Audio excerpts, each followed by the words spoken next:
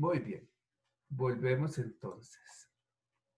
Vamos a hacer una pequeña introducción, cosa que ya los videos han visto algunas de las cosas que vamos a repasar, pero la idea es que aquí más bien ustedes igual me interrumpan y pregunten y aporten desde su experiencia o de sus inquietudes sobre el tema.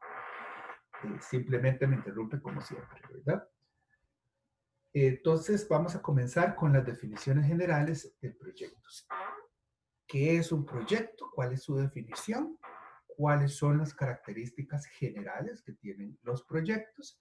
¿Y cuáles son algunos de los modelos de gestión más comunes que se utilizan para hoy en día trabajar con los proyectos? Nosotros en general vamos a escoger de cada uno de los modelos lo que nos gusta más y nos vamos a apegar más a uno que a otro. Pero en general uno siempre trabaja con mezclas. Bueno, primero que todo, ¿qué es un proyecto? Un proyecto es un esfuerzo temporal que se lleva a cabo para crear un producto, un servicio o un resultado único. Es importante decir que un esfuerzo acá se refiere a un conjunto de actividades, que los proyectos tienen objetivos, porque si un proyecto no tiene objetivo, entonces no es un proyecto, es una ocurrencia, y que además están diseñados para resolver problemas. Si no existe un problema, entonces difícilmente vamos a tener un proyecto, porque no tiene sentido, ¿verdad? Entonces, el problema es lo que le da el origen y la razón de ser al proyecto. Primero que todo vamos a hablar sobre el producto, servicio, resultado único, ¿verdad? Este producto, servicio, resultado se da a partir de los objetivos, es decir, se propone un objetivo para el proyecto y ese proyecto tiene entregables. Los objetivos son cumplidos mediante los entregables. Entonces, yo necesito tener una configuración clara de cuál es un entregable de previo para saber entonces cómo medir la eficiencia de ese proyecto. Un objetivo es una meta hacia la cual se quiere dirigir el trabajo y puede ser una meta, puede ser una posición estratégica que uno desea lograr, es decir, mi proyecto va a ser para que yo pase de aquí a este otro momento, a este otro lugar o a esta otra posición que deseo alcanzar. Puede ser un fin que se desea, un resultado específico que se quiere obtener o un producto o servicio, ¿verdad? Que se desea prestar. Entonces, hay gran variedad de cosas que implican los proyectos y hay un montón de áreas en las que se pueden trabajar. Pero siempre es indispensable que tenga un objetivo y que tenga entregables. Los entregables pueden ser un producto, un resultado, una capacidad, pero lo más importante es que sea único y verificable. Es decir, si yo voy a hacer un proyecto para generar un producto que ya existe, no tiene sentido el proyecto. Tiene que haber una diferencia del resultado del entregable que justifique ese proyecto, ¿verdad? Es decir, pongamos en el caso de una escuela o perdón, de un proyecto cultural, hablemos de proyectos educativos, hay muchos proyectos educativos culturales, pero lo más importante es que tengan características que lo vuelvan único, porque si no solamente estamos repitiendo y no vale la pena inventar el agua tibia. Básicamente a eso es a lo que se refiere esta teoría cuando dice que debe de ser único y verificable. Verificable significa que entonces yo tengo que hacer una configuración muy clara de qué es la cosa, de cómo va a ser el entregable para poder verificar si estoy cumpliendo los objetivos. Esto es tremendamente importante porque muchas veces uno propone objetivos y metas de resultados que no son medibles. Y si no son medibles, entonces pues no puedes saber si el gasto de recursos que se está haciendo para el proyecto valió la pena. En todos los casos, aunque no sea una cosa tangible, aunque no sea una cosa fácil de medir, debe ser verificable, ¿verdad? También puede ser que este producto, resultado o capacidad sirva para ejecutar un servicio que se produce o para completar un proceso, una fase, un proyecto. Es decir, yo puedo hacer un proyecto que sea para completar una fase de otro proyecto. No hay ningún problema. Eso sucede muy a menudo, ¿verdad? Y que yo necesito tener ese entregable para que me permita continuar con otro proyecto. Es decir, yo no podría, por ejemplo, decir que voy a hacer un proyecto de desarrollo turístico en un lugar que no tiene buen acceso si no tuviera primero un proyecto para facilitar el acceso, ¿verdad? Son dos problemáticas que no necesariamente son la misma, pero que una produce y sienta las bases para que la otra sea posible y se pueden concatenar, se pueden ordenar en el tiempo y en la distribución de los recursos para que sea posible ambas. Como les digo, pueden ser tangibles o intangibles. Por ejemplo, los proyectos de investigación es muy normal que generan intangibles, ¿verdad? Es decir, estamos generando conocimiento. O, por ejemplo, un proyecto de software, de desarrollo de software, también puede ser un intangible, porque lo que estamos generando es un código, lo que estamos generando es una cuestión que no se puede tocar, sino que se interpreta a través de medios tecnológicos, ¿verdad? Pero también puede ser tangible y entonces yo podría decir de que el resultado de mi proyecto es hacer un aula, es hacer un taller, es comprar un carro, ¿verdad? Todo eso puede ser posible dentro de esta concepción que vamos a utilizar para generar proyectos. El cumplimiento de los objetivos, como decíamos, debería de generar productos únicos, que pueden ser un componente de otro elemento, una mejora de otro elemento o una corrección o un elemento final en sí mismo. Les pongo un ejemplo. Uno podría decir que el producto único que nos va a ofrecer un proyecto cultural es el incremento de los ingresos de una banda musical, ¿verdad? O podríamos decir que tenemos problemas en la gestión de una comunidad, ¿verdad? Qué sé yo, de la comunicación, por ejemplo. Entonces tenemos problemas en la comunicación en una comunidad y lo que queremos es mejorar los procedimientos de comunicación y los canales de comunicación de una comunidad para facilitar el desarrollo de la misma, ¿verdad? O podría ser algo completamente nuevo que nunca antes se haya hecho. Yo podría generar un servicio en gestión cultural que no exista de previo, ¿verdad? Qué sé yo, podría generar, por decir algo, yo puedo hacer un proyecto que sea para generar un centro de estudios culturales o para generar un centro de intercambios de conocimientos en temas de gestión cultural. Todo esto cabe dentro de lo que es un proyecto. Si es un servicio o una capacidad de realizar un servicio, ¿verdad? Podría ser una función de negocio que brinda apoyo a otra cosa, ¿verdad? Eso es muy normal.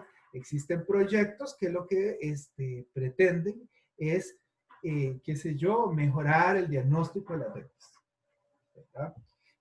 O generar una base de datos de clientes para tal cosa. O generar una investigación de mercado, ¿verdad? Que nos permita que sirva de apoyo a la producción o a la distribución de otros productos.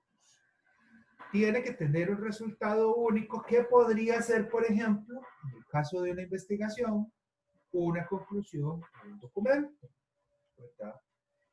En el caso de este tipo de gestión, ¿verdad? Entonces, lo importante es que sea único. Si yo voy a generar una investigación, el producto de esa investigación tiene que ser algo que no esté ya hecho, que no esté repetido. Puede ser una combinación de cosas, ¿verdad? Por ejemplo, un ejemplo que me parece a mí muy interesante es el desarrollo o la creación de productos que hacía Steve Jobs en Apple. Entonces, por ejemplo, Steve Jobs decía, vamos a crear un producto que nos amarre cosas que ya existen, pero que necesitamos. Voy a tratar de darles una secuencia. Por ejemplo, él decía, necesitamos una computadora que se pueda usar en la casa, que la gente la pueda entender, y entonces tenemos que juntar una serie de cosas para que eso suceda. Entonces, el maje se va y coge la computadora que producía IBM y le mete un sistema operativo que estaba inventado por Xerox, que era de interfaz gráfica, y de pronto él se fue a meter allá y se trajo a la gente que desarrollaba eso, y de pronto se fue y dijo, bueno, también aquí están desarrollando un proyecto que se llama mouse, que se llama ratón, para que trabaje con esa interfaz gráfica. Entonces ya no sea solo el teclado, sino una interfaz de ventana que trabaja con una mano y crea la primera computadora personal. Todo esto ya existía. Él lo que hizo fue juntarlos, ¿verdad? Después, mucho más adelante en el tiempo, existía la Internet, que era un sistema de comunicación que originalmente había sido planeado para el ejército y después para las universidades, y que utilizaban la computadora, pero dentro de unos códigos y una carambada muy complicada. Teníamos también las computadoras que tenían la pantalla y que tenían, había que conectarle un montón de cosas, y entonces dice, vamos a hacer una iMac.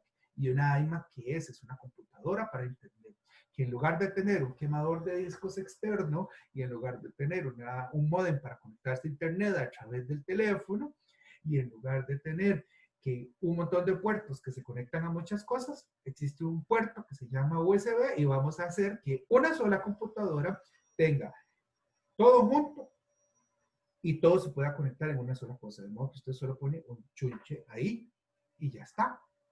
Y se conecta todo, y fue la primera alma, que es el modelo de la computadora de escritorio que continúa hasta la fecha, ¿verdad?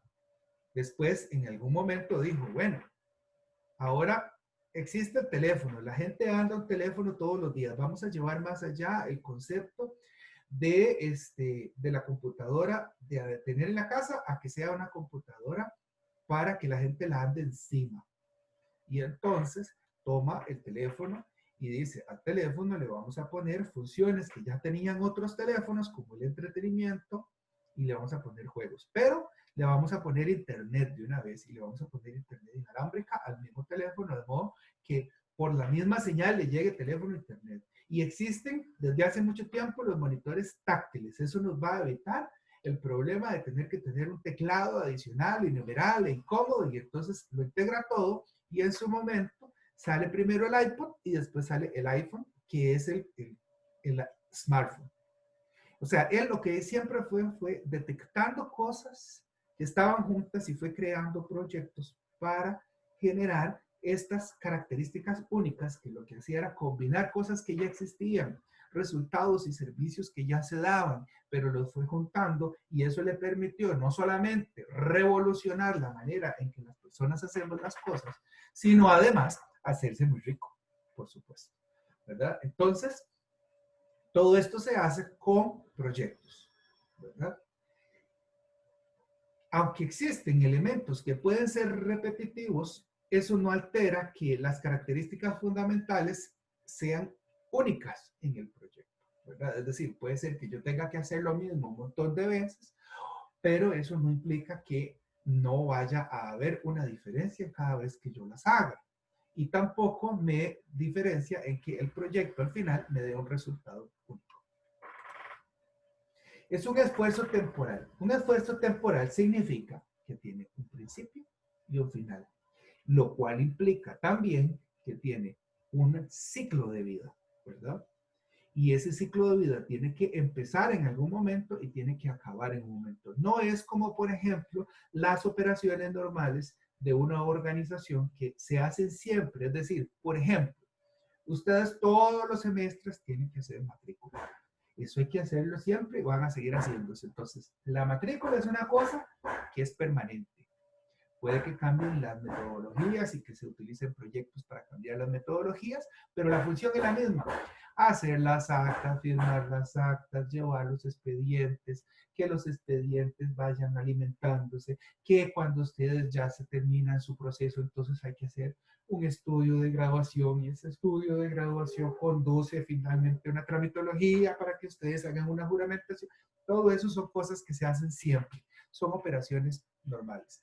Un proyecto es una cosa distinta, empieza y termina, siempre, lo cual no significa que tenga que empezar o terminar pronto, ¿verdad? Yo puedo hacer un proyecto que sea a muy largo plazo. Es decir, existen proyectos de investigación que duran 20, 30 años. Existen proyectos constructivos, como por decirte algo, el proyecto de Nances, ¿verdad? Que es un proyecto pensado para 30, 50 años. Y entonces, no significa que sea corto, pero sí tiene que terminar en algún momento, ¿verdad? Entonces, eso implica que hay una vida que hay que planificar y que hay que seguir y que probablemente también en el camino reciba modificaciones en la planificación. El final del proyecto se alcanza cuando se cumplen una de las siguientes situaciones, o varias. Los objetivos se lograron. Entonces, como ya se lograron, ya se terminó. Yo quería determinar los, el consumo cultural en la comunidad de la costa. Ya terminé durante 10 años, se pasaron los 10 años, cumplí todos los objetivos, generé todos los entregables, se acabó el proyecto.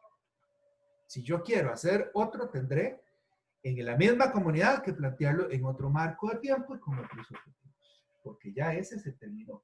Que es una cosa muy, muy común que sucede, por ejemplo, en los proyectos de acción social. Si ustedes se ponen a ver, la etapa básica de música es un proyecto, pero tiene como 40 años de existir como proyecto.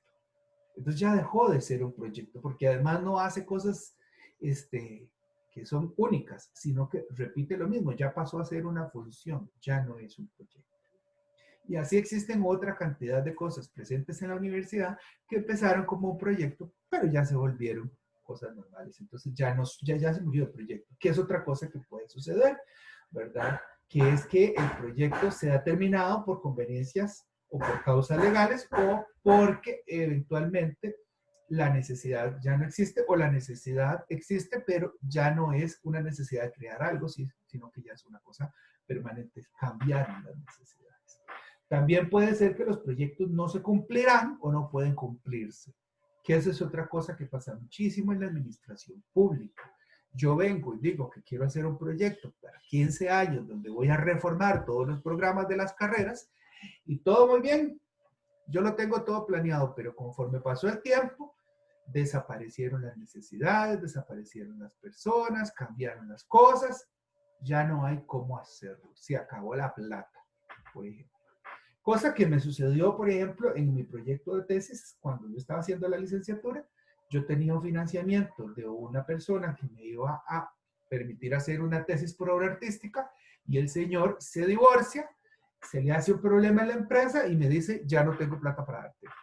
Entonces el proyecto se terminó porque ya se habían agotado los recursos, ¿verdad? Puede ser que las necesidades no existan, ¿verdad? Supongamos que yo tengo que hacer un proyecto para desarrollar una vacuna contra una enfermedad. La vacuna no se desarrolló, pero se creó una inmunidad en las personas y ya la enfermedad no existe, pues ya no hay la necesidad del proyecto, ¿verdad? Entonces, eso suele suceder también.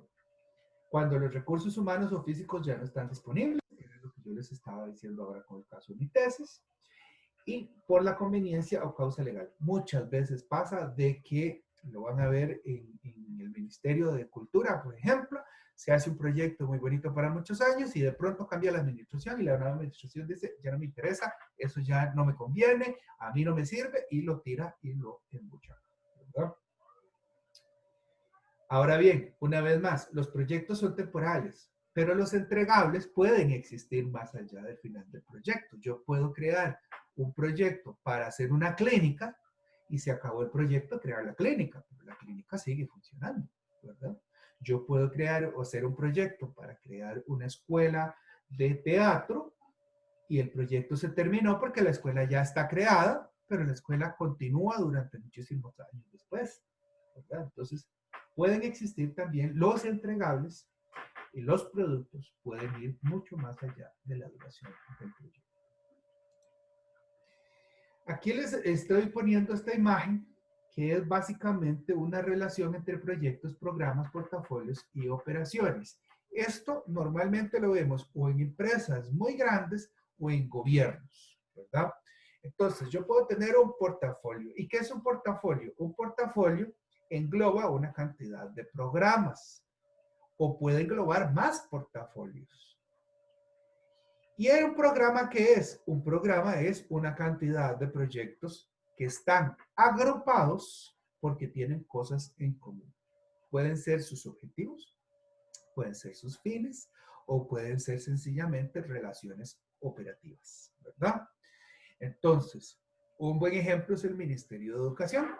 El Ministerio de Educación tiene programas, tiene un portafolio de programas muy grande, ¿verdad? Y entonces tiene el Festival de las Artes, ¿verdad? Que es un programa.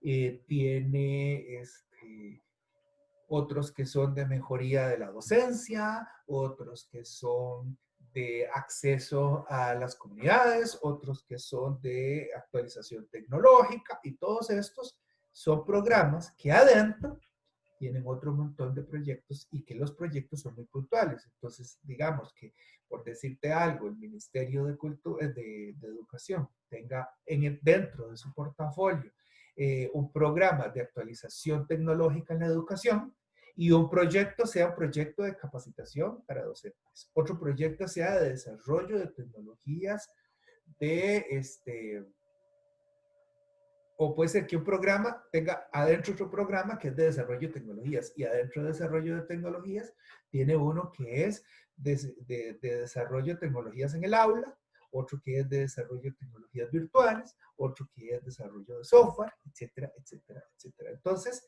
lo que quiero decir es que al final de cuentas, esa es una forma de agrupar los proyectos, ¿verdad? Y la planificación estratégica, que es lo más importante, es lo que genera ese portafolio, ¿verdad? Porque el proyecto se utiliza para innovar, porque como lo que produce es único y distinto, necesariamente produce innovación. Entonces, la estrategia organizacional dice, nosotros queremos innovar de estas maneras. Y, Profe, ¿sí? es que no me queda claro en este cuadro las operaciones. ¿A dónde están las operaciones? Ah, Ah, que puede ser después que, del por proyecto 9. ejemplo, un proyecto trabaje a la par de las operaciones, ¿verdad? Entonces, volvemos al Ministerio de Educación. Los profesores van a dar clases siempre, ¿verdad? Esa es una operación. Dar las clases y evaluar, y eso es una operación constante. Pero yo tengo un programa, que es un programa, por decirte algo, de incentivar la lectura en las aulas de las escuelas, ¿verdad? Entonces, va a la par de las operaciones porque yo el programa lo estoy implementando en el proyecto para que el proyecto incida sobre las clases, ¿verdad? Y ahora sí. Sí, ya ahora sí. Ok, perfecto. Y al final de cuentas, también dentro de la organización, yo puedo tener una base de recursos compartidos y de interesados compartidos, ¿verdad? Es decir, yo voy a usar los recursos del Ministerio de Educación para implementar todos esos programas y todos esos proyectos. Los mismos recursos sirven. Las computadoras que tengo en un colegio van a servir para el proyecto y van a servir para otros proyectos. Las personas, por ejemplo, el recurso en talento humano es un recurso compartido, ¿verdad? Y, por ejemplo, también sucede que yo puedo tener en una misma organización equipos que se incorporen distintos a los proyectos, ¿verdad? Entonces, yo puedo tener personas en los departamentos normales de las operaciones de la organización, pero yo los jalo eventualmente para que participen de distintos proyectos que a su vez están insertos en programas, ¿verdad? Y los interesados, pues también, en el caso de el Ministerio de Educación, yo voy a tener como interesados, primero, a los estudiantes y a sus familias, y finalmente al país, ¿verdad? Entonces tengo esa cosa que son compartidos. Igualmente, un interesado del Ministerio de Educación podría, por ejemplo, ser la Contraloría de la República, la Defensoría de la Mujer, etcétera, etcétera, ¿verdad? Que tienen interés en estos mismos proyectos que se están haciendo. Pongamos el ejemplo del Ministerio de Cultura y lo que está sucediendo ahora con esto del COVID, ¿verdad?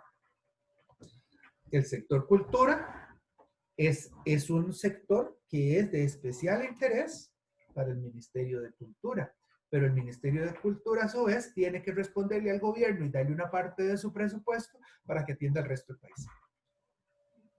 Y entonces hay una presión del sector cultura sobre el ministerio que le dice que por qué no le dan ese dinero, que en lugar de dárselo al gobierno para que lo reparta en todo el país, que se lo reparta al sector cultura, porque al final de cuentas es el que le interesaría al ministerio, y el sector cultura es uno de los más vulnerables. Pero entonces todos los otros sectores van a empezar a brincar a decir lo mismo, yo solo quiero que me den mi parte, que me den mi parte, y entonces se volvería una cosa, digamos, muy desigual. Entonces, ahí es donde se ven las tensiones y las relaciones que se establecen entre los portafolios, las organizaciones, las operaciones y los proyectos.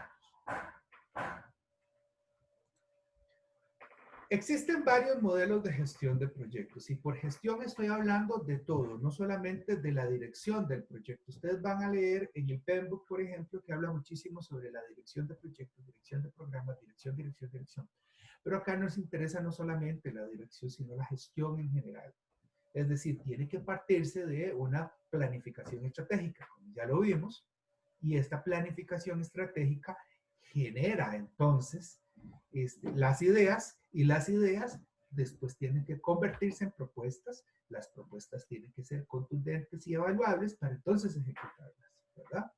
Entonces, estas metodologías que vamos a ver abarcan todos estos aspectos de la gestión, no solamente la dirección, porque además la dirección cambia de acuerdo con el estilo de gestión, ¿verdad?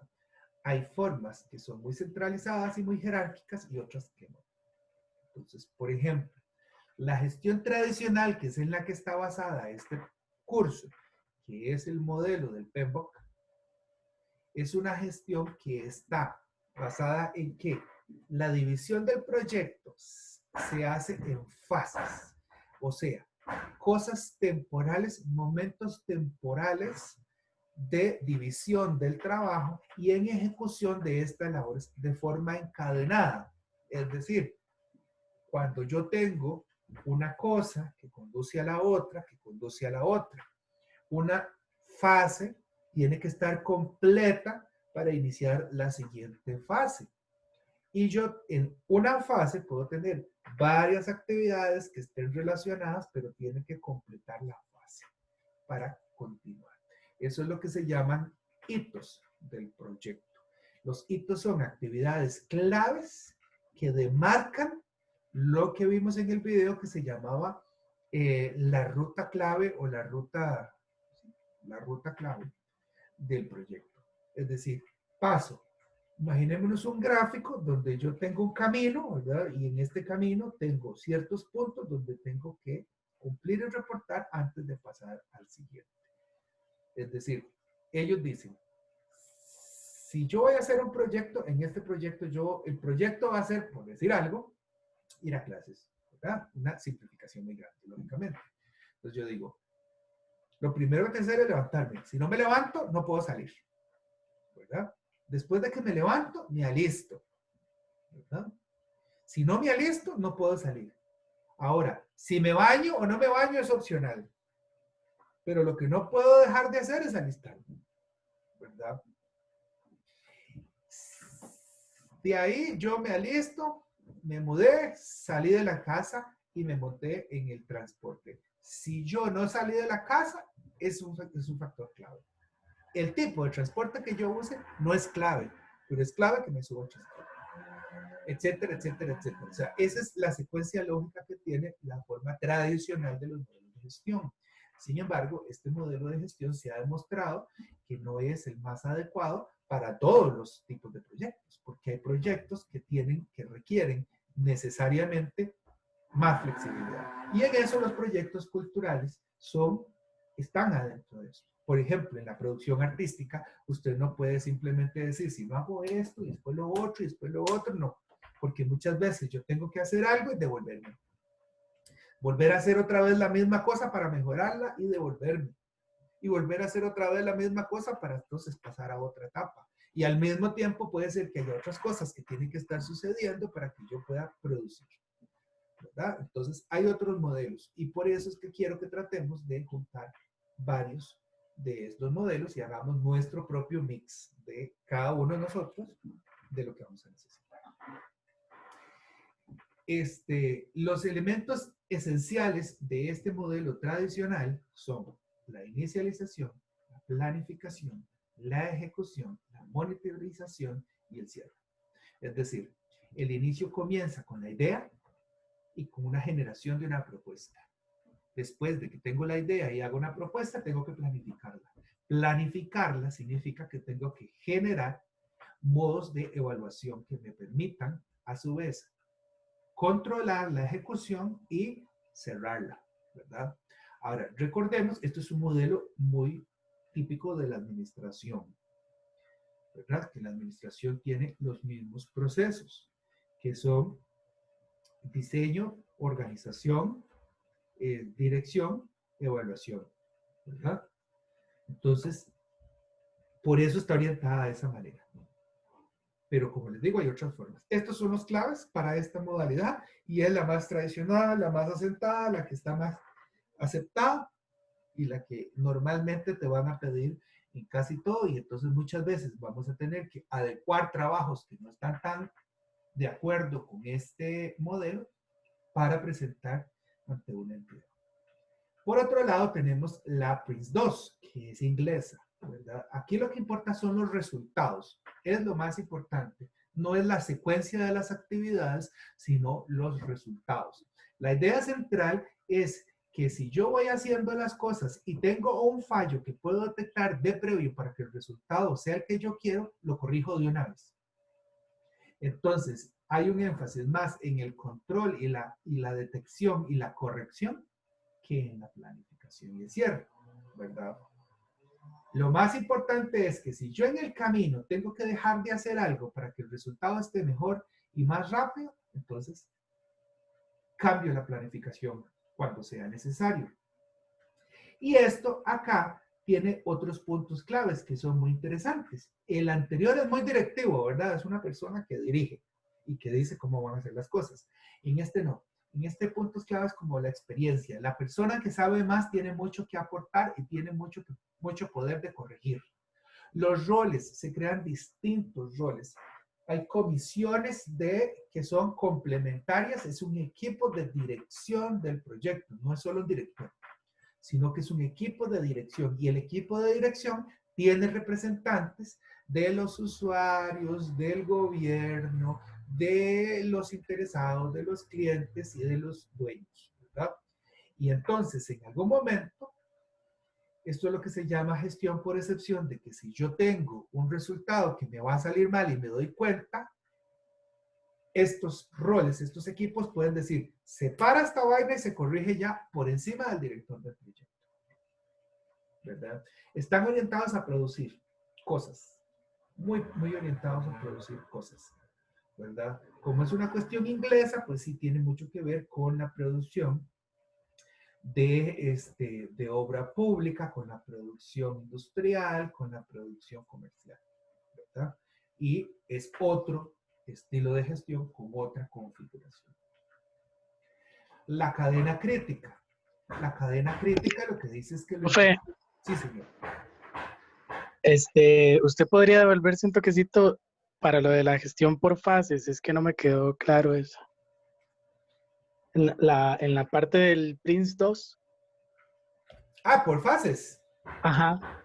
Es que, digamos, mientras que en la tradicional yo planifico, porque igual tengo que planificar las fases, ¿verdad? Entonces yo lo que hago es que desde el principio planifico todas las fases las voy ejecutando y las voy controlando. En el Prince2, no. En el Prince2 yo planifico la fase y la ejecuto. Y al terminar, lo que aprendí de esa fase me ayuda a planificar la siguiente fase. Y la Es ejecuto. decir, es como progresivo entonces. Es correcto. Y correctivo. Ah, ok. Porque entonces yo digo, mira, yo quiero que al final de esta fase, este sea el entregable. Y entonces, si yo veo que hay cosas que corregir, las corrijo de una vez. Y cuando ya tengo ese entregable, entonces digo, como ya tengo ese entregable, puedo planificar la otra fase que es esto más eso. O sea, podríamos decir que entonces se basa como en prueba y error. Hay mucho de eso, sí, es correcto. Ok. Una Es pregunta. correcto. Ajá. ¿Y en este Prince2 se podría dar hasta un cambio de objetivos? Pues de los objetivos específicos, sí, sobre todo, porque digamos, uno obviamente tiene una problematización y sabe qué es lo que quiere, pero ve que como el énfasis es en el producto, yo digo, si los objetivos que yo tenía no me están de acuerdo con lo que el producto que quiero terminar o la configuración del producto que yo preveí ahora es distinta, porque me di cuenta que hubo cambios que son necesarios de incorporar, se puede incorporar. Entonces, se puede, sobre todo, lo que se hace es como que se agrupa por fases y lo más importante es la fase, mientras que en el otro, lo más importante es la planificación original. En las dos se agrupa, pero digamos que en esta, de Prince2, el énfasis es en revisión y evaluación de cada fase, que pueden ser generalmente consecutivas o podrían ser simultáneas. Pero eso requeriría diferentes roles y el rol es muy importante. ¿Estamos bien hasta ahí? Sí, Entonces, la cadena crítica, lo más importante son los recursos. Es decir, yo no puedo soñar tanto si no sé qué es lo que tengo en la mano, ¿verdad? Entonces, aquí yo tengo que saber cuáles son mis restricciones, mis carencias. Eso es lo más importante. Saber qué me está haciendo falta. Y si yo sé qué es lo que me está haciendo falta, yo sé con qué cuento. Y así yo trabajo a partir de los recursos, ¿verdad? Es decir, yo voy a jerarquizar las tareas dentro de las cadenas diciendo, esto es lo que tengo más, esto es lo que puedo hacer más rápido o más fácil. De esto tengo menos, lo voy a tener hasta tal momento y en ese momento es que lo puedo hacer, ¿verdad? Y entonces la jerarquización se hace de esa manera, con base en los recursos. Y obviamente, como dice ahí, se hacen cadenas, es decir, esto me conduce a lo otro o va amarrado con lo otro, ¿verdad? Y esa subordinación de aquellas que no tengan el mismo impacto que las otras, es decir, yo voy a jerarquizar las tareas más impactantes como las más importantes y como las más urgentes, ¿verdad? Y le voy a dar los recursos que tengo disponibles a esas que son factibles. Las otras no son tan importantes, están por debajo de eso. Es otra forma de organizarlo, ¿verdad? Entonces, en la primera es muy lineal y planificada. En la segunda es más en cada uno de los momentos ir corrigiendo. Planifico cada paso y corrijo cada paso en el camino. En esta tercera es qué es lo que yo tengo y qué es lo que es urgentísimo y fundamental. Y eso lo voy a hacer con más énfasis.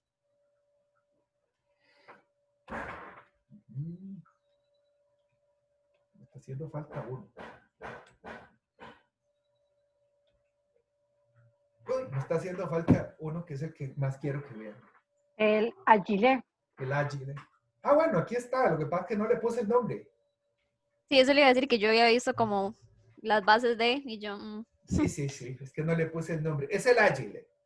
El ágil, ¿verdad? Así le dicen que es ágil, está basado, vamos a ver. Aquí hay una discusión interesante. Yo personalmente creo que la gente de ágil lo que hizo fue estructurar algo que ya existía. El ágil está basado en la filosofía del hacker, donde dice que el conocimiento debe ser compartido para todas las personas, ¿verdad? Y que no debería de privatizarse, que es patrimonio de la humanidad. Y entonces está hecho estas metodologías ágiles están hechas para el desarrollo de productos de software, porque se dieron cuenta de que cuando yo estaba haciendo un desarrollo de software, yo podía pedirle al cliente todos los requerimientos y decirle, mira, dígame todo lo que usted necesita. Y cuando yo empezaba a armar el proyecto y respondía a todos esos requerimientos, cuando le llegaba al cliente, el cliente no lo podía usar. No lo podía usar porque no lo entendía. Porque existe una visión muy distinta del que crea al que usa, ¿verdad? Entonces ellos proponen que en lugar de hacer una cosa que esté planificada y diagnosticada desde el principio y se entrega cuando ya está listo, se ofrecen iteraciones o ciclos y esos ciclos van generando productos no terminados, pero que son probables, verificables y corregibles antes del siguiente ciclo. Entonces, la idea es que aquí hay una cosa muy interesante en el Ágil, que es que no hay un director de proyecto. Hay varios directores de proyecto, ¿verdad? Es toda una metodología que está redactada en inglés, pero básicamente lo que dice es que existe un director del producto, un dueño del producto, porque se llama en inglés el product owner, ¿verdad? Y ese dueño del producto es un representante que se encarga de ver que es el que paga porque se haga la cosa, ¿verdad? Después está ¿cómo es? Product owner, ya se me fue el nombre. Bueno, el otro que es el representante del usuario, ¿verdad? Que es la persona que dice, lo estoy entendiendo, lo estoy usando, no lo estoy usando. Una persona que es el director del sprint, que en realidad el sprint es, ustedes saben lo que es un sprint, ¿verdad? Que es como echarse una carrera. Entonces el sprint es, así le llaman a cada iteración. Entonces el director del sprint es la persona que se encarga de conducir que la cosa pase, pero tiene que darle cuentas a los otros dos. Y esos dos le están verificando si todo se está cumpliendo. Y además trabajan con un equipo, que es lo que le llaman el Scrum Team, que Y es... nosotros Ajá. usamos metodología Scrum con Daniela en el curso de investigación el año pasado. Ok. Sí, el año pasado. Sí, yo quería saber si eran ustedes los que lo habían hecho. De hecho, en su momento yo fui el que le dije a Daniela que les implementara esa metodología, porque se ajusta más a lo que nosotros hacemos, ¿verdad? Donde lo que tenemos es cosas que hay que ir corrigiendo durante el camino y que hay que verificar constantemente, ¿verdad? Entonces, la base de las metodologías ágiles, que Scrum es una, ¿verdad? Existen otras, se basa en la capacidad de modificar las tareas cuando se encuentran en marcha, ¿verdad? Para ir ajustando el producto todo el tiempo. Entonces, aquí es muy importante la comunicación constante y la verificación constante de cada una de las etapas. Hay que irse conversando siempre con todos los interesados y eso se hace por iteraciones y se hace con reuniones, ¿verdad? Entonces, Scrum es esto cuando están jugando rugby, que todos se hacen un solo puño y se tiran unos encima del otro, ¿verdad? Eso es el Scrum, así se le llama. Entonces, esa es la idea, que el Scrum es que todos trabajamos relacionados y juntos al mismo tiempo y vamos cambiando las cosas en el camino. Entonces, ven que es una cosa muy distinta de la original que dice, esto es primero, y después va lo otro, y después va lo otro, y después va lo otro, y al final lo hablamos todo. Aquí no. Aquí es, vamos a echarnos una carrerita y al final de la carrerita vamos a ver cómo nos salió la carrerita, que hay que corregirle a la carrerita, ¿verdad? Y además de que vamos a ver que hay que corregirle a la carrerita, vamos a consultar con todo el mundo, ¿verdad? Pero obviamente las cuotas de poder son distintas. Se parece un poco al modelo Prince, pero en el modelo Prince los roles son más de distribución de poder. En Agile los roles son más de verificación de los resultados, ¿verdad? Son más de comparación. No sé si entienden la diferencia.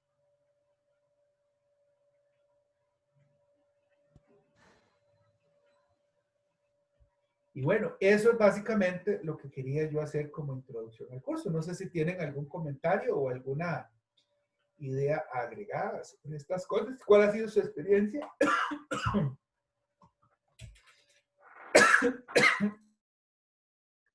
Profe, nosotros vamos a trabajar estos 4 modelos, nada más. Nosotros vamos a estudiarlos y ustedes pueden proponer dentro de esos modelos. Si hay otros modelos, pueden investigarlos e implementarlos. Pero, como les dije desde el principio, lo que uno normalmente hace es una mezcla. De hecho, lo ideal es que ustedes en algún momento, de ustedes como profesionales, surja una metodología específica para gestión de proyectos culturales que sea un mix. Eso estaba pensando como que el proceso, por ejemplo, a veces uno tiene como productos buenos, digamos, a partir de los proyectos, pero tal vez no es el esperado. Entonces, estaba pensando como que sí, el proceso tal vez es importante y deja más resultado como en el camino que al final.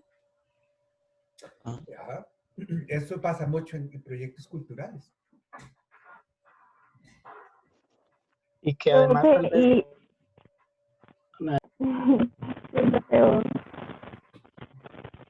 Adelante, mi amor. Que si esos buenos o que las letras que están fuera de Tenían mucho ruido, no te entendí. que si estos modelos de gestión son basados en alguien o en algo de modalidad en sí, que si en las lecturas que tenemos habla sobre eso. Sí, la idea es, en las lecturas, hay una de las lecturas de esta semana donde habla un poco de esto, y la idea es que nuestra columna vertebral es el PEMBOK, pero el PEMBOK adaptado comparado con las otras. Entonces, vamos a tratar de irlas considerando todas y que ustedes, a partir de sus preferencias y de las características de lo que tienen que hacer, decidan cómo van a proceder. Porque cada cosa es distinta, ¿verdad? Es decir, no es lo mismo, ya lo vimos la vez pasada, generar un proyecto para mejorar las ganancias de un artista que un proyecto de una educación en línea. Requieren diferentes formas de gestionarlo, ¿verdad? Y Iván y Esteban iban a hablar.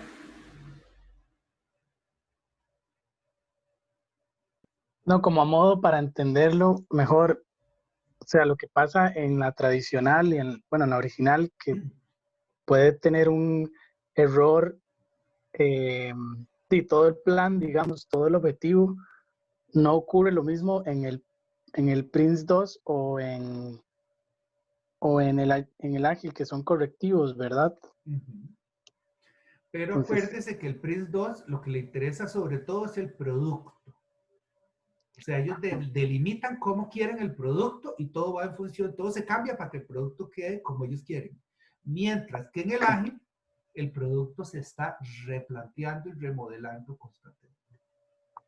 okay. No, y también pienso, perdón, también pienso ahí que puede variar tanto en la medida en que trabajemos, si estamos generando servicios o si estamos generando productos, ¿no?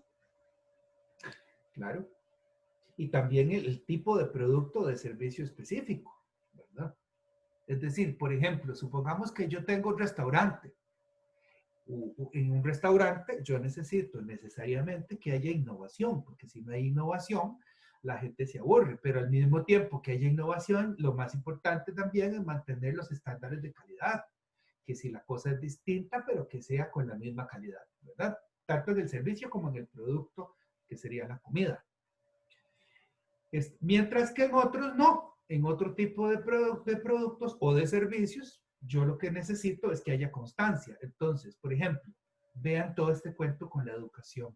Ahorita hay una gran ola a nivel mundial que está orientada a generar estandarización de la educación para que si usted estudia aquí o estudia en Japón, puedan reconocerle los mismos títulos. Entonces, hay un énfasis más bien en que el servicio sea igual. Lo cual me parece una idiotez, pero digamos que eso es el énfasis que hay en este momento, ¿verdad? Entonces, depende mucho de la particularidad.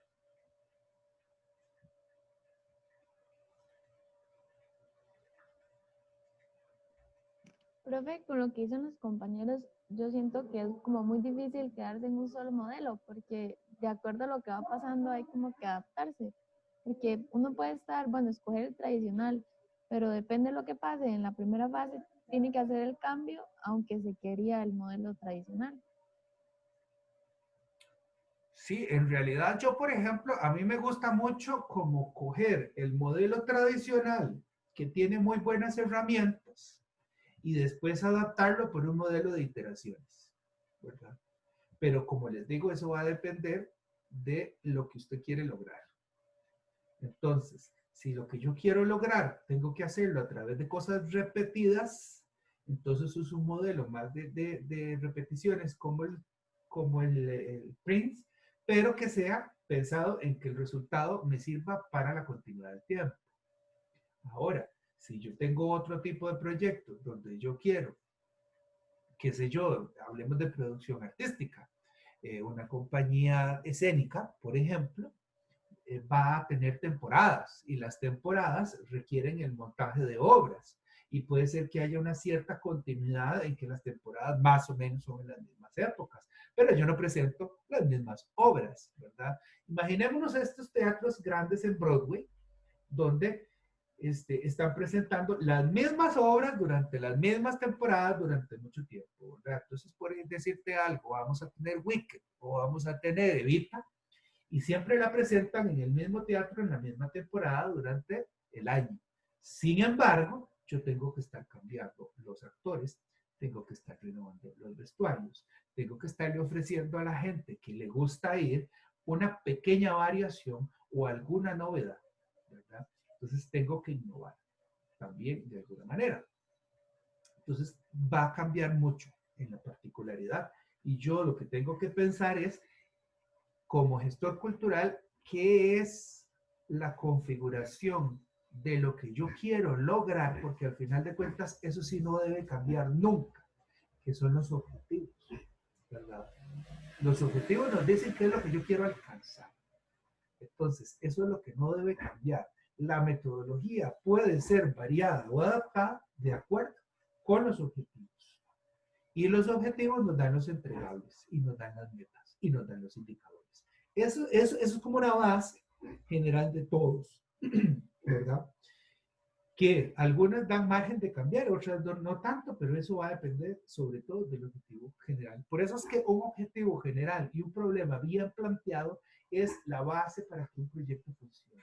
Si yo no tengo eso bien planeado, yo puedo usar la metodología que sea, que lo que voy a tener es ambigüedad, ¿verdad? Yo tengo que saber qué quiero. Esa es la base. Yo tengo una pregunta, pero es ya como en más de forma de la clase, porque había visto como en mediación que había un video para ahorita, pero no sé si vamos a ver el video o cómo vamos a seguir. No, la idea es yo terminar y que ustedes vean el video después. Ah, bueno, sí, súper bien.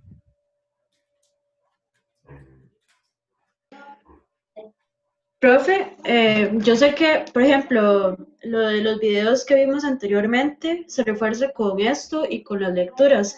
No he visto el video de ahora, del que sigue, pero mi pregunta es si, por ejemplo, en los quizzes también se va a tomar en cuenta material del video o si solamente material de las lecturas, Todo, como para saber. Todo.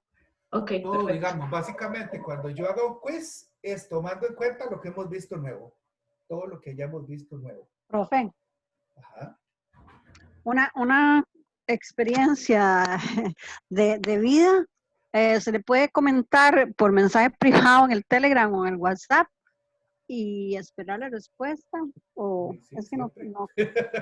¿verdad? Como dice el programa, los mensajes privados son tomados como tal.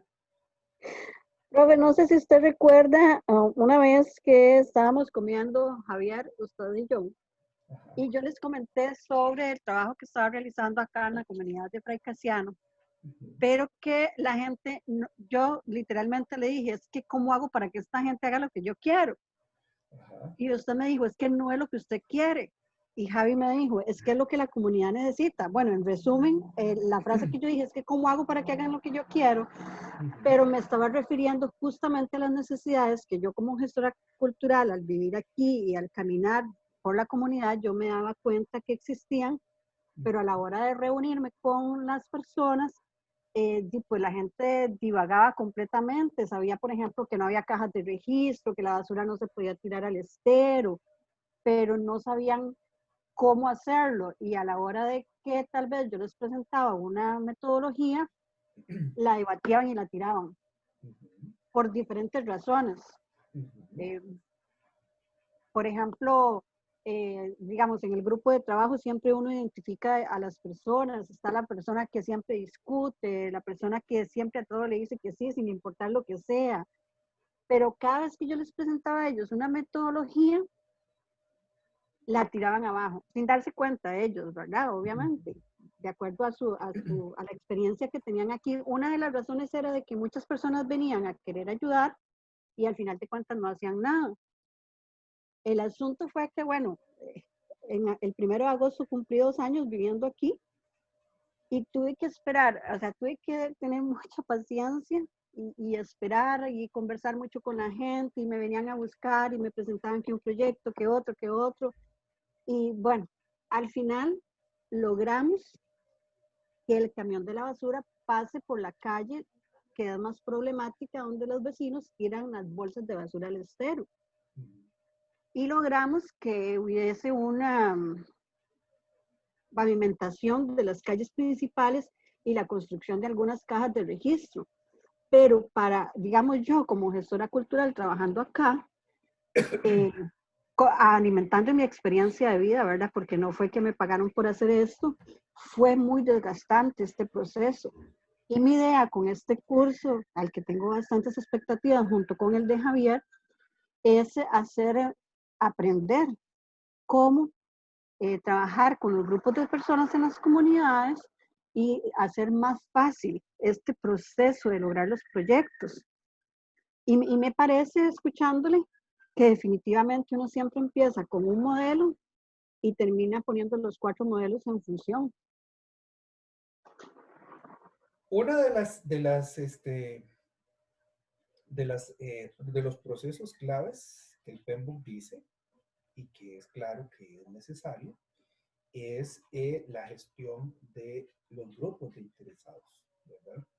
Los grupos de interesados, como ya hemos visto en otros cursos, se relacionan con los usuarios de los proyectos y de los servicios, se relacionan con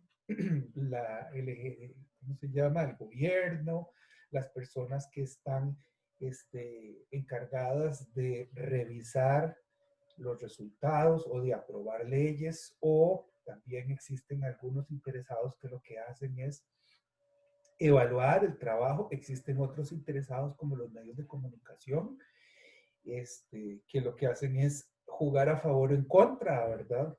En este momento lo vemos con el gobierno, su aliado principal son los medios de comunicación. Y si hay algo que han podido hacer efectivamente con gran eficacia este gobierno, es justamente manejar la comunicación para que le sirva a su favor, ¿verdad? Entonces, es uno de los temas que tenemos que hablar, que tenemos que considerar, la gestión de interesados, que comienza por el análisis de interesados, que en ciencias sociales se le llama mapeo, ¿verdad? El mapeo de actores. Es exactamente lo mismo, el mapeo de actores, que la gestión de interesados. Solamente cambia el cómo le dicen, pero es lo mismo. Y sí, es fundamental. Sobre todo creo yo que en el curso acá vamos a ver metodologías, pero en el curso de Javier es como la práctica, ¿verdad? De cómo se hace para manejar esto. Porque comienza por una consulta, que esa consulta, como vos lo estás diciendo, uno puede tener el criterio técnico que le permite a uno detectar e identificar las necesidades más allá de lo que la misma comunidad sabe, pero como la gente, uno no necesariamente quiere lo que necesita, solo lo que le gusta. Entonces, uno de los grandes desafíos es convertir lo que la gente necesita en lo que la gente quiere. Y es exactamente esto de la gestión de interesados. Por eso es que no es lo que uno quiere, es lo que la gente necesita, ¿verdad? Pero lo que la gente necesita no necesariamente es lo que le gusta. Nicolás, bueno, ahí no sé, es pregunta o no sé, es que seguramente por la primera formación en trabajo social, yo estoy muy acostumbrada a que normalmente los proyectos nacen a partir de una necesidad, ¿no? O no es, o sea, sí, creo que siempre va a existir una necesidad y de ahí nace un proyecto. Es correcto. Entonces, ¿qué tan, vamos a ver, qué tan relevante o qué tan importante o qué tan esencial es hacer un diagnóstico antes de empezar a implementar un proyecto? Es que es una cuestión de enfoque porque, digamos, siempre vos necesitas saber en dónde estás parado. Lo que pasa es que la palabra diagnóstico es una palabra clínica y es una palabra que tiene que ver con una posición de poder, ¿verdad? Donde yo digo, yo diagnostico lo que usted necesita, pero yo diagnostico porque yo tengo las herramientas y sé más. Entonces es muy jodida, ¿verdad? La gestión cultural tiene que hacerse, y en eso se parece más a la metodología Scrum, tiene que hacerse un trabajo de detección de las necesidades en conjunto con la participación y con el consenso del usuario. Es decir, si yo voy a trabajar con una comunidad, yo no puedo decidir lo que es bueno para la comunidad y tratar de implementarlo a la fuerza si yo no tengo el visto bueno de la comunidad. Porque si no, entonces, como lo está exponiendo Juani, me lo van a parar. ¿Y de qué chiste tiene? Lo veíamos mucho en la Vicerrectoría de Acción Social. Existen ideas buenísimas de personas muy inteligentes de cómo solucionar los problemas, pero están vistos desde afuera, desde una posición de poder. Incluso si yo soy parte de una comunidad y quiero incidir en mi propia comunidad y yo tengo instrumentos que me permiten hacer un diagnóstico más avanzado de lo que la gente puede, yo no puedo avanzar si yo no tengo el consenso, si yo no tengo la aprobación de la gente. Y el diagnóstico y la gestión de interesados necesariamente, o más bien obligatoriamente, implica que cuando yo hago, entre las primeras cosas que yo tengo que averiguar en una comunidad es cuáles son los líderes, ¿verdad? Y cuando yo hablo de líderes, no estoy hablando de personas que tienen cargos, ni tampoco estoy hablando de las personas que jalan gente. Esos pueden ser líderes, pero muchas veces yo tengo líderes que son líderes negativos y que jalan más que los demás. Entonces yo puedo tener un líder que se encarga de basurearme constantemente. Igual puedo tener líderes que se encargan de que no pase nada porque no me da la gana, ¿verdad? Y por eso la gestión cultural se interesa de sobremanera en los elementos subjetivos. Yo tengo que hacer que la gente quiera mejorar si es que quiero que mejore.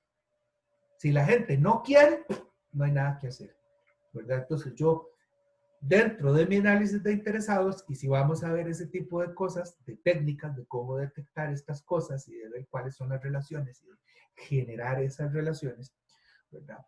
¿Cómo hago yo para detectar los líderes y en qué dirección están los otros interesados? Porque también hay interesados que por no hacer nada atrasan. Hay interesados que por no hacer nada lo que hacen es atentar contra el avance, ¿verdad? Entonces, ¿cómo hago yo? Y de una vez, ¿cómo voy a establecer estrategias de abordaje con cada uno de esos interesados para que funcionen? Entonces, Profe, sí. perdón, eso fue lo que me sucedió con este ejemplo que le acabo de mencionar. Hubo líderes, pero externos a la comunidad, pero sí líderes en Punta Arenas que me conocían de otros proyectos y otros trabajos y entonces empezaron a darme el apoyo y a contactar con algunas personas dentro de la comunidad para entonces introducirme, porque recuerdo bien que Javier me dijo, le va a costar porque usted no es de aquí. Entonces ellos, como decir, me hicieron un lobby para que entonces yo pudiera empezar a a trabajar con la gente, ya luego de haber hecho las entrevistas a profundidad con diferentes personas, esos líderes fueron los que me allanaron el camino para poder lograr que no me buscaran las personas de manera aislada para presentarme un problema, sino ya empezar a trabajar en conjunto, por así decirlo. Ujú, Pero sí fue un proceso desgastante. ujú. En política, en Estados Unidos existe el término lobbyer, que es una persona que se encarga de hacer lobby, nada más. En Costa Rica se llaman asesores legislativos. Son personas que se encargan de ir a buscar a los interesados y a decirles por qué lo que yo estoy proponiendo te sirve. Eso puede ser por las buenas o por las malas, ¿verdad? Es decir, puede ser que yo, como una persona que hace lobby, me encargue de hacer simpático a mi líder para que lo sigan o a mis objetivos para que lo sigan, pero también yo puedo convertirme en un extorsionador, ¿verdad? Y decir, si usted no hace esto, entonces yo no voy a hacer esto y a usted no le sirve. Entonces, es indiscutible que la gestión de interesados es fundamental en la gestión cultural. Y eso es lo primero que yo tengo que garantizarme, que desde que yo estoy haciendo un diagnóstico, yo tenga claridad de quiénes son las personas que están, qué es la dirección que quieren tomar, cuál es la dirección, si esa dirección está a favor, en contra o es neutral, y eventualmente cómo puedo hacer yo para que estas personas se interesen, porque la gestión cultural no parte de una posición vertical, es decir, porque yo tenga criterio técnico no significa que yo sé más. Puede ser que yo tenga un criterio técnico muy bueno y que haya alguien que no sabe nada, que me da la observación que yo necesitaba para que ahora sí estuviera sintonizado. Entonces, por eso, les digo yo que la metodología Scrum se parece más a la gestión cultural, porque nosotros tenemos que ser capaces de adaptarnos y de cambiar la configuración de lo que estamos haciendo en el camino. Y eso no se hace solo. Un gestor cultural no llega directivo a decir cómo van a hacer las cosas. Un gestor cultural llega a consultar y a motivar cómo hacer las cosas. Por eso el cuento de la animación sociocultural, que es tan famoso en otros lados, ¿verdad? Yo no solamente tengo que llegar a hacer dirección, sino que tengo que llegar a hacer motivación. Pero esa motivación solo puede participar del diálogo. Sí, y también es verlo como desde la palabra tal vez acompañamiento, usar tal vez palabras incluso más horizontales para poder entenderlo, desde el acompañamiento y no desde, no sé, otro modelo más imperativo, ¿no? Yo vengo a acompañar un proceso.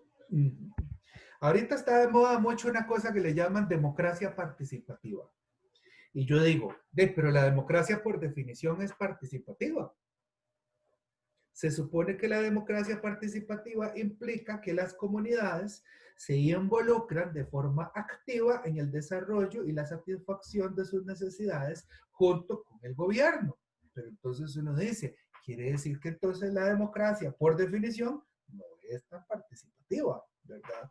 Es decir, hay que buscar otros modelos. Entonces sí, efectivamente, palabras como acompañar, como dialogar, como consensuar, son más efectivas que diagnosticar, dirigir y planificar, ¿verdad? Y eso es lo que tenemos que involucrar. Entonces sí está muy bien. Como les digo, aquí vamos a ver técnicas y vamos a ver metodologías, y de pronto en el curso de Javier y eventualmente ya cuando lleguen a la práctica, donde ustedes van a ejercer esa negociación constante con la gente. Creo que estamos por hoy. Yo les voy a decir cuáles son las páginas. Ahora hago una revisión de las lecturas para ver cuáles son las páginas que serían interesantes para esta primera parte y que obviamente serían las que son necesarias de leer esta semana. Lo pongo ahí en la descripción del link para que así ustedes de una vez lo tengan a la mano, y cualquier cosa nos vemos el próximo jueves. Muchas gracias, profesor. Ok, profe, gracias. Nos vemos, que les vaya muy bien. Profe. Gracias. Gracias, hasta luego. Bonito día. Igualmente. Hasta luego, gracias. Hasta luego, muchas gracias, profe. Gracias.